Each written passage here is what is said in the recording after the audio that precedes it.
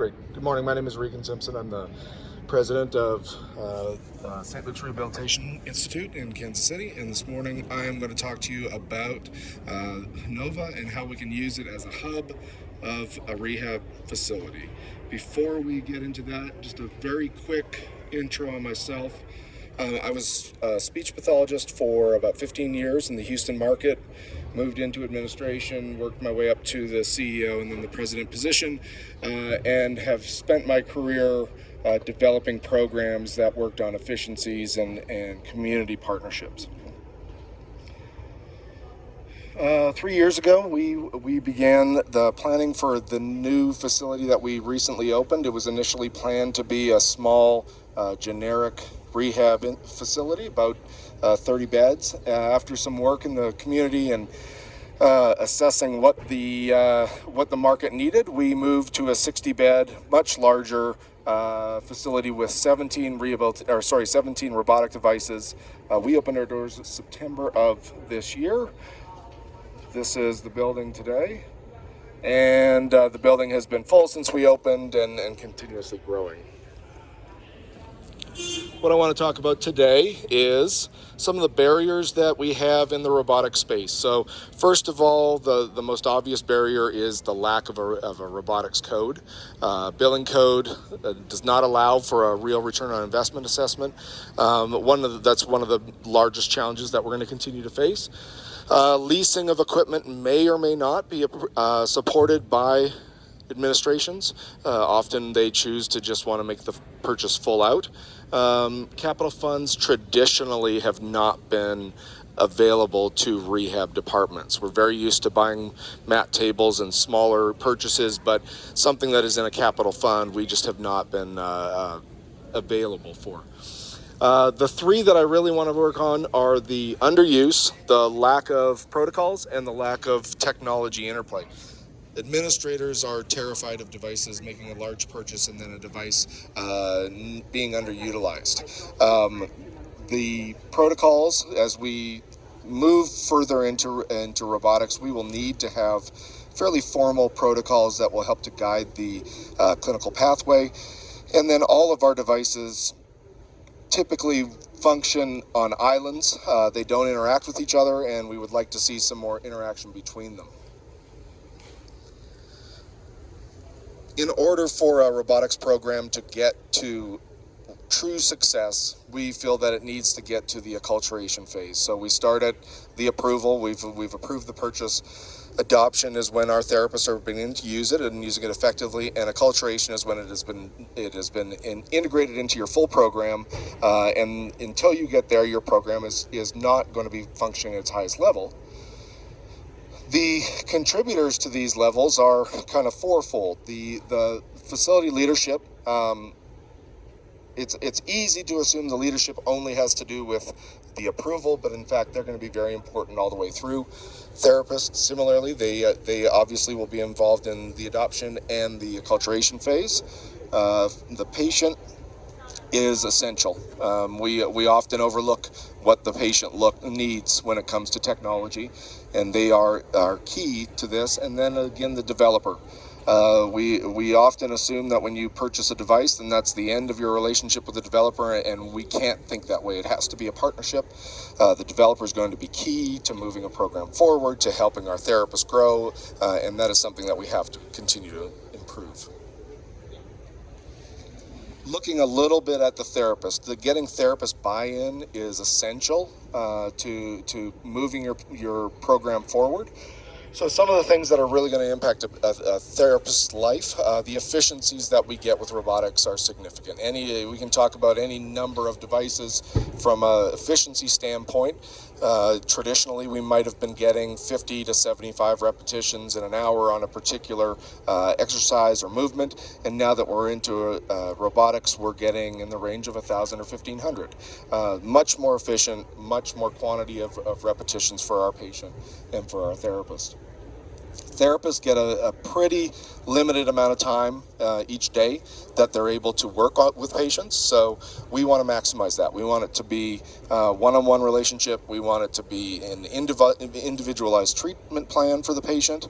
And then we would also like to create a group atmosphere where you have you have PTs and OTs and STs working together, managing a group of patients through their course of their stay.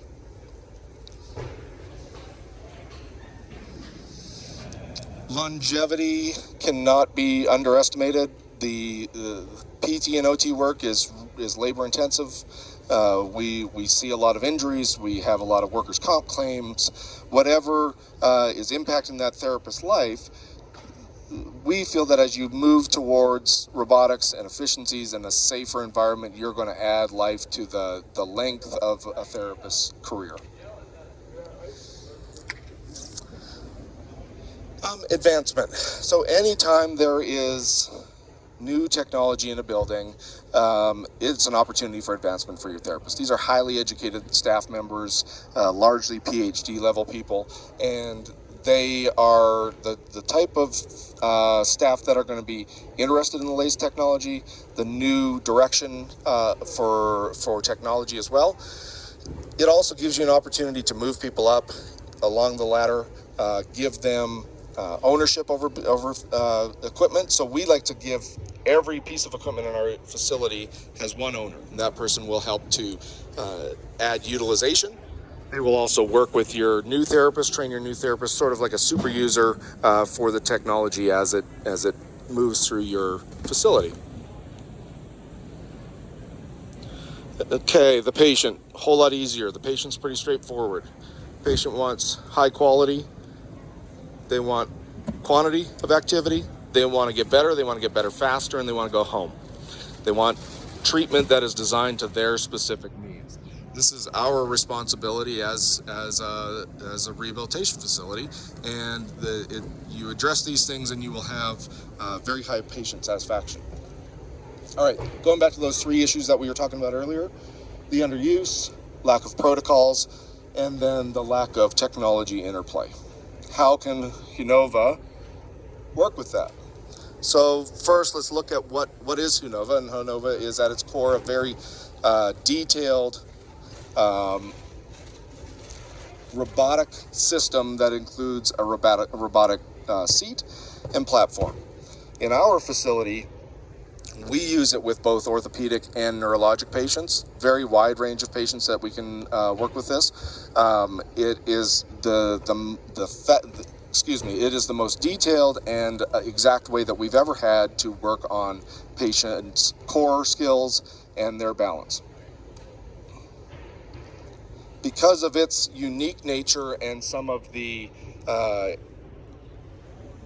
assessment tools that come with it, we feel that it can be the core of a gym, where it will be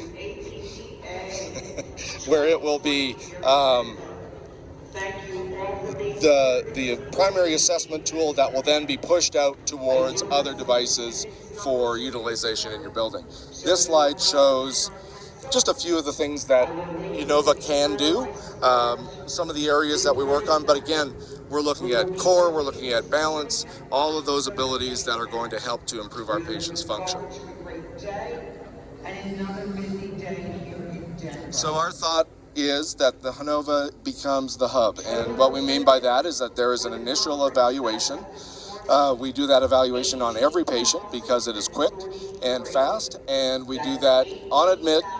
They'll do it periodically during the stay, and as a result of what we get from that assessment, we will push it out to some of the other devices. This can be done in both robotics, but also in traditional therapy, whether it just be mat tables, whatever we're working on, the Hunova can guide that process. So the assessment tool that we use is the Silver Index. And the Silver Index is a very fast 20-minute assessment that is designed to assess a patient's fall risk. While it's assessing its fall risk, it gives us very robust data in any number of areas that we can then use in the treatment plan. So this is some of the outcome that you get from the Silver Index. It gives you a fall risk score at the top, but what we're really interested in is some of this stuff at the bottom where it shows where are the deficits, what do we need to address, and this will help to guide your therapist. Now, the therapist will decide on the particular interventions, but this will give them guidance on which way they need to move to what devices they're going to utilize in treatment. The hunova can be part of this. It isn't just an assessment tool. Very commonly, this becomes one of our treatment tools as well as we move through. So what we would like to see happen is that an assessment is done on day one. Throughout the stay, we're doing it intermittently. Ideally, every week we would do this. It lines up with our interdisciplinary team conferences every week. It allows us to do that assessment before conference. We then take that information, that data to conference, discuss it, and determine, is the patient still on the same track that they were previously? Are we moving in the right direction? Do we need to change their treatment plan?